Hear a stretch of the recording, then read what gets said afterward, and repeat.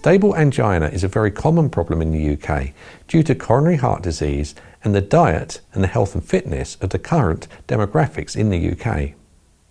With angina, the coronary arteries around the heart start to become furred up.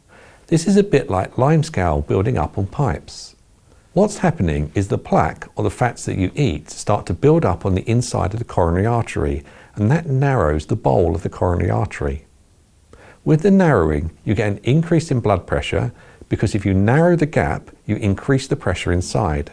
This is why your GP will always take your blood pressure, especially when you get over the age of 40, because they're looking for an upward trend in blood pressures, indicating flaring up of arteries and an increasing blood pressure.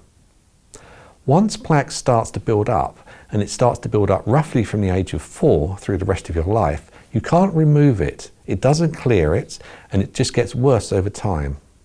As you get older, plaque starts to build up due to the poor diet, smoking, lack of exercise. All these narrow the arteries and restrict the flow of blood. When your heart requires more oxygen because it's working harder, for instance when we start walking uphill or doing anything strenuous, your heart beats faster to transport the oxygen, but the flow cannot get past the narrow passage of the flared up artery. What then happens is the muscle becomes starved of oxygen and starts to cramp, causing angina pain.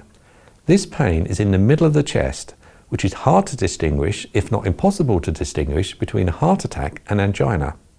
A heart attack, angina and cardiac arrest are totally different things. They can all lead to each other, but they are all separate conditions. We're talking here about stable angina. The reason it's called stable angina is because we know what brings it on and we know what relieves it. One of the most common medications you'll come across is GTN, glyceryl trinitrate.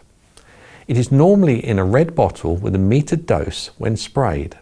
Some people have it in tablet form, which they put in their mouth, behind their lips, against their gums, which slowly absorbs into the bloodstream.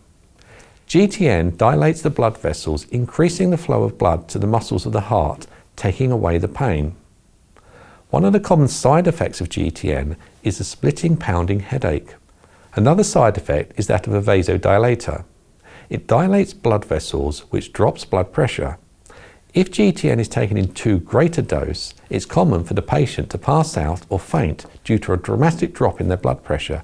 Therefore, GTN has to be taken with caution by the patient that it's been prescribed for, and we have to make sure that we look out for any side effects.